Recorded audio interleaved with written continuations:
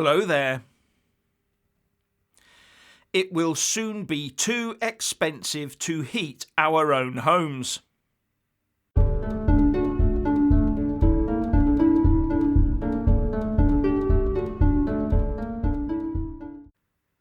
There used to be a saying that some people in the UK are so poor they have to choose between eating or heating during the winter months.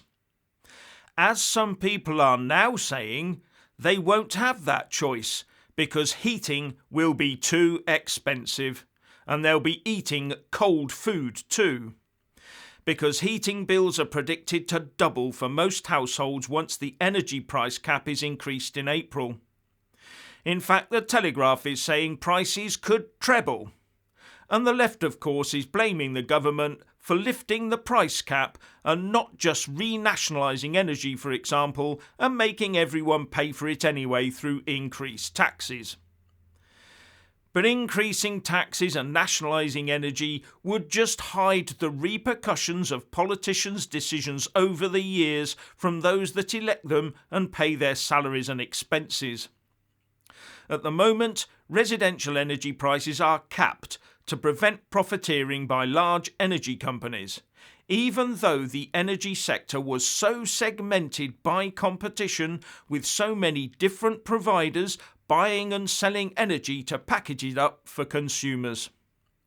But now that the base price of gas has ballooned due to increased demand by both the cold weather and industry coming out of its COVID-induced hibernation, every single one of those domestic energy providers has to fork out huge sums to get the gas in, but because of the price cap, cannot pass the vast cost on to the consumer. And remember that gas is used to generate the electricity you use, making that more expensive too.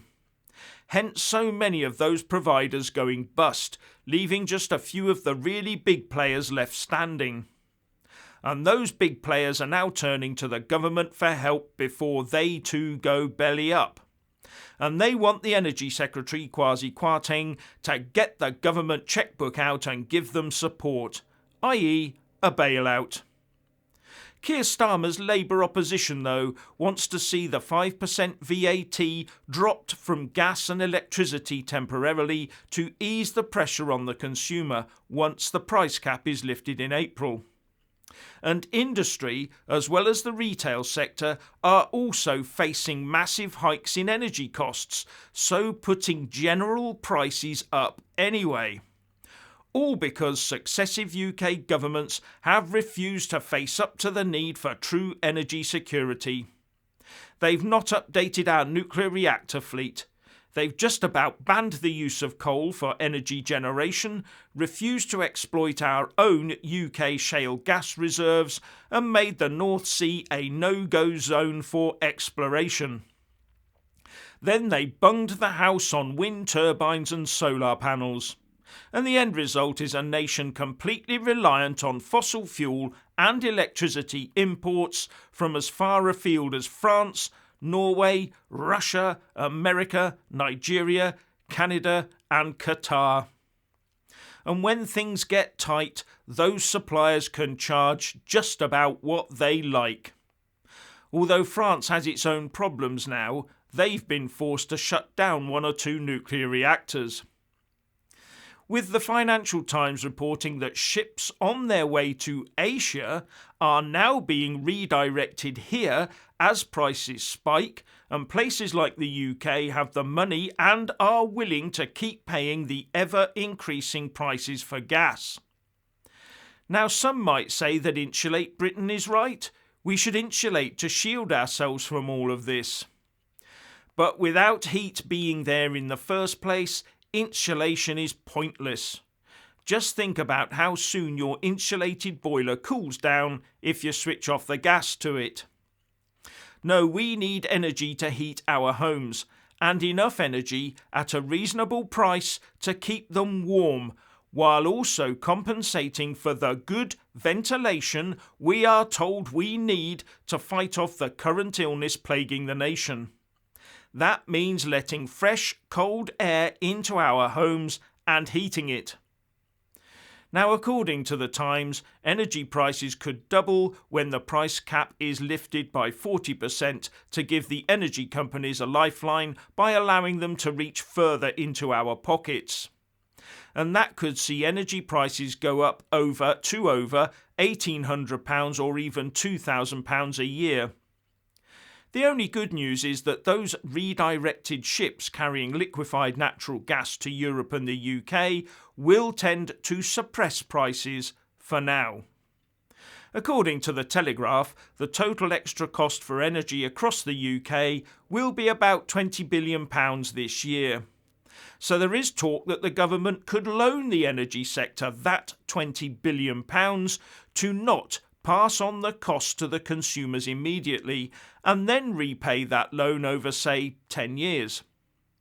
But the consumer will ultimately be paying that loan back through higher costs over those 10 years, as well as the interest on the money the government has to borrow before it can then lend it to the energy companies.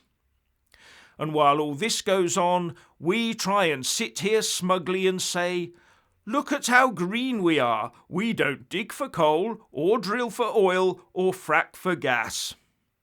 No, we just force our vulnerable to freeze instead, while we import the results of mining, drilling and fracking from elsewhere across the planet. All the while, the sunless, windless days leave our green renewable energy infrastructure lying idle. And it's not so much renewable energy as interruptible energy. We shouldn't be living in a country that could end up with bailiffs at the door of the vulnerable due to unpaid energy bills or even cutting them off in the winter, when we have the national wherewithal to provide plentiful, cheap energy to heat our homes, without having to expend huge amounts of extra energy to transport that energy to us from far away via ships, cables and pipelines. This episode has shown us all that the UK is about as far away from having energy security as you can get. And the only remedy from our politicians across the board is more of the same. Yes, they are intent on keeping energy prices high and homes cold. And that can only mean more importing of coal, gas and electricity, more expense, more idle wind turbines and solar panels at certain times of the year. But of course, expensive energy is also part of that green plan, to make us use less of it, to turn down that thermostat, to put on that extra jumper, to put that extra blanket on the bed at night. Now, domestic gas and electricity were put in place in the UK to make life better for us, to make life more comfortable and worth living, as well as to extend life.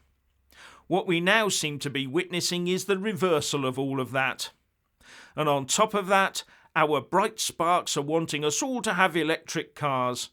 And when electricity prices double, owners of electric vehicles might then be wishing they'd kept that old petrol jalopy a bit longer. Anyway, our energy prices will keep burgeoning until our government grasps the long-term energy security needs of our nation in a statesmanlike manner, looking ahead. If we need to use gas, oil, nuclear and coal, use our own and stop pretending we are 100% green when we are not. We have the clean burn technology. And it would make life a lot cheaper for us all too, and also ensure outside forces don't dictate terms to us at great expense. And remember, snow and ice are great fun when you've got a toasty warm home to go back into. So what's your opinion on UK energy security? Please like and comment below. Please subscribe and like this video, buy a mug and support me on Patreon or PayPal, and thank you for watching.